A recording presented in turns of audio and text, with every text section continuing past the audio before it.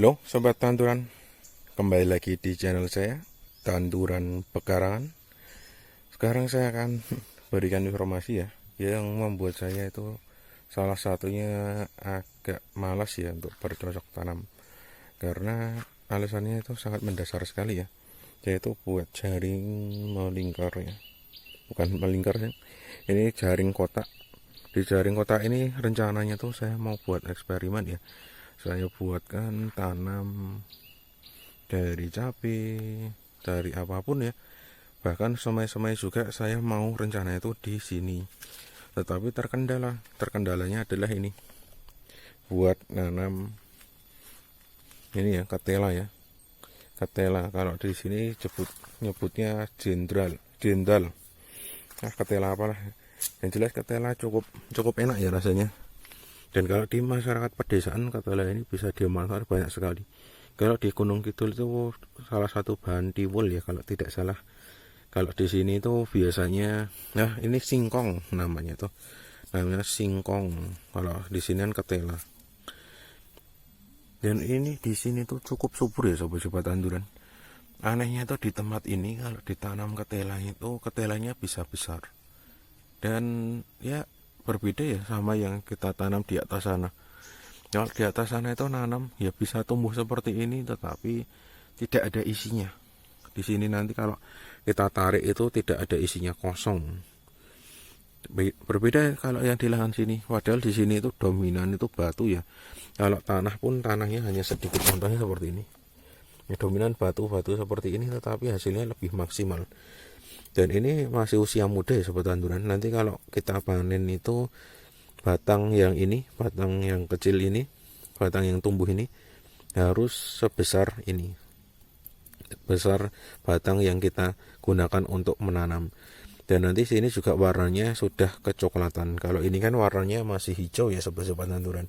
Ini kan warna coklat, ini warna hijau. Nanti kalau tandanya siap dipanen, ini warnanya sudah coklat dan besarnya itu hampir sama yang ini sudah siap dipanen. Kalau nanti ada yang tumbuh seperti ini ya, tumbuh seperti ini, coba saya carikan dulu posisinya videonya. Nah, tumbuhnya seperti ini kita harus potong ya. Ini seumpama ini kan batangnya lebih besar, ini batangnya lebih kecil, ini kita potong. Gunanya apa? Biar pertumbuhannya dominan ke sini. Kalau dominan ke sini, ini nanti batangnya cepat besar. Sedangkan batang yang kita potong ini termasuk batang yang nantinya mengganggu ya sobat tanduran. Mengganggu dalam istilah jadinya terbagi, nutrisinya terbagi untuk membesarkan batang ini dan membesarkan batang yang ini. Jadinya nanti prosesnya yang di bawah sini, singkongnya itu tidak cepat membesar, tidak cepat menjadi singkong. Jadinya ini kelemahannya seperti itu.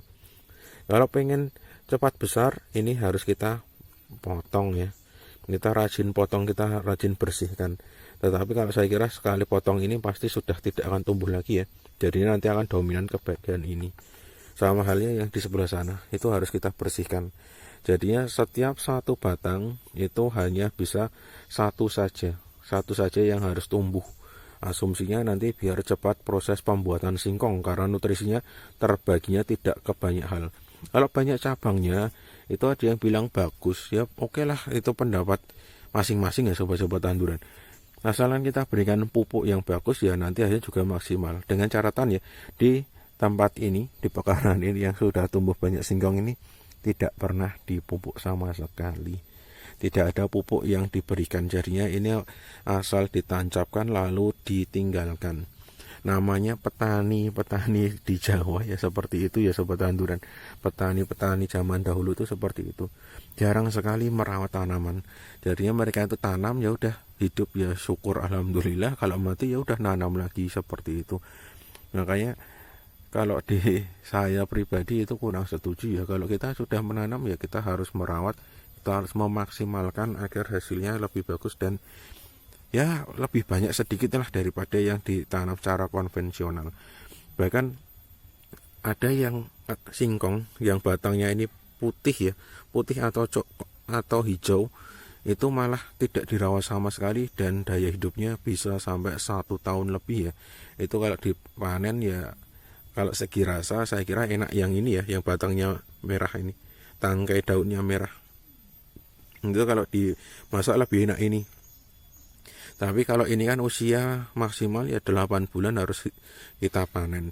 Dengan catatan ini ya, batang yang ini sudah besar seperti yang batang yang bawah ini, dan warnanya sudah mulai kecoklatan di bagian bawah. Kalau atas ya namanya batang muda ya tidak masalah ya.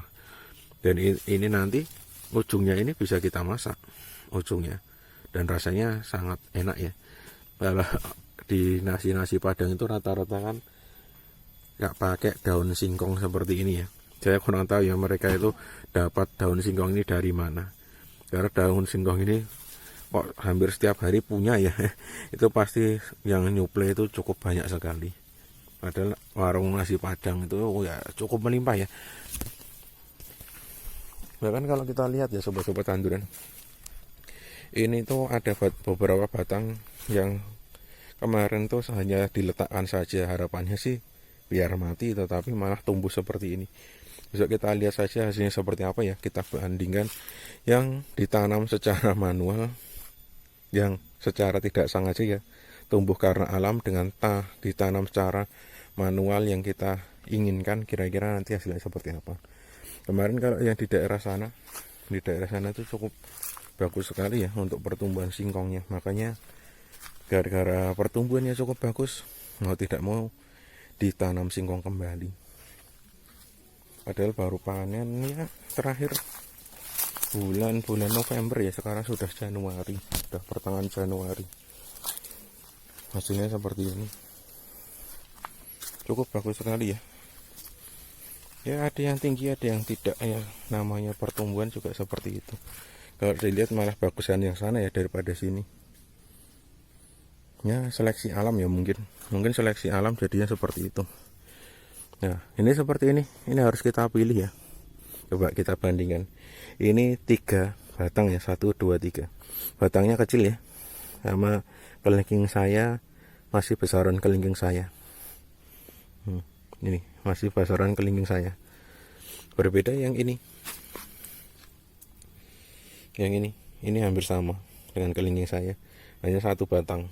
Ini 1 batang yang tumbuh, dan ini hampir sama ya besarnya itu hampir sama. Kalau untuk teknik menanamnya singkong itu agak berbeda ya sobat tanduran. Tanamnya itu harus terbalik dari ujungnya. Maksudnya gini, ini kan daunnya kan keluar ke sini ya sobat tanduran nih. Daunnya kan keluar ke sini, berarti nanti ini ya bagian sini yang harus masuk ke dalam tanah. Itu konsepnya seperti itu. Saya kurang tahu itu yang memberikan konsep seperti itu siapa dan awal mulanya kenapa, saya kurang tahu. Tapi yang konsep seperti itulah yang membuat tanaman singkong ini jadi lebih super.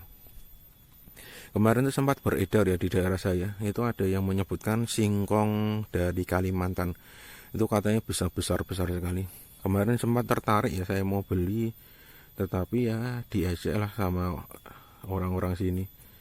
Ini kenapa harus beli? Harusnya kan tinggal minta saja kepada tetangga kanan kiri, bilangnya gitu. Singkong itu banyak sekali di sini, ngapain harus impor dari daerah lain? Ya dilema ya sobat tanduran, kita mau mencari bibit unggul tetapi ya masih diremehkan. Namanya juga petani pemula, saya orang baru, ya harus memahami ya karakter orang-orang yang ada di sekitar saya, biar nanti hasilnya lebih bagus lagi. Kalau nanti bisa sudah saya buktikan hasilnya maksimal, pasti mereka juga akan mengikuti cara-cara saya. Kemarin tuh sempat dipanen, terus beberapa tanaman dari cabai cukup melimpah ya, cukup bagus pertumbuhannya. Tetapi ya pertumbuhan singkong kan lebih cepat daripada cabai ya, mau tidak mau singkong itu kalah. Tapi ya tidak masalah, kita kalau cabainya masih bisa hidup ya syukur alhamdulillah. Kalau tidak ya sudah, nanti kita tinggal panen dari singkongnya, tidak perlu beli lagi. Kalau kita mau bikin singkong goreng ya sobat-sobat tanduran, Kalau kita punya pekarangan banyak, ya saya sarankan silahkan dimanfaatkan saja ya. Ini hanya dicangkul, dibuat parit, ada parit kecil ya. Hasilnya sudah cukup bagus sekali. Bahkan cabenya pun juga bisa bertahan ya, sobat-sobat tanduran. Kelihatan tidak? Nah, bukan kelihatan ya. Bahkan di sini juga ada itu. Itu jahe merah juga bisa bertahan. Ini jahe merah juga bisa bertahan. Bahkan ini anggur yang kemarin saya perkirakan mati juga masih bisa bertahan. Semoga bisa tumbuh lebih subur lagi ya sobat tanduran, karena terus terang untuk merawat anggur itu sangat sulit sekali kalau menurut saya. Mungkin saya masih belum menemukan resepnya ya, resep cara menanam anggur yang bagus. Padahal kalau kemarin sempat gempar ya, cara menanam anggur di dalam teras rumah itu ada tutorialnya, tetapi itu belum saya praktekkan ya. Sekali lagi keterbatasan waktu ya. Waktu itu kalau kita memang kejar-kejar ya tidak ada habisnya. Ya kondisinya seperti inilah. Semoga saja bisa maksimal untuk bagian sini. Bahkan singkong ini pun kalau di peternakan kambing ini bisa dimanfaatkan ya batangnya.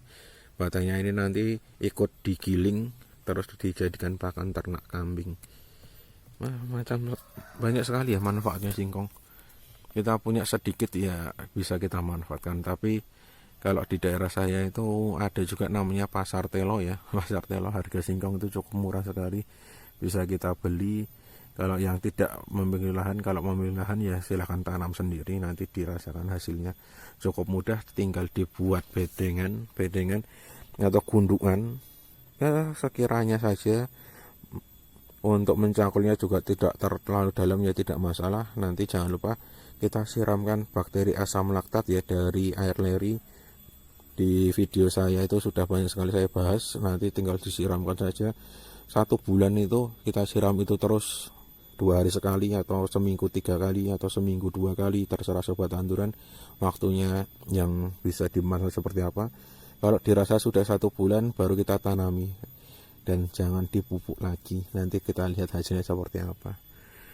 Ya itulah salah satunya kondisinya, manfaatnya air dari cucian beras. Kalau yang ini murni belum saya pupuk sama sekali, karena saya udah pusing ya dengan melihat kondisinya seperti ini.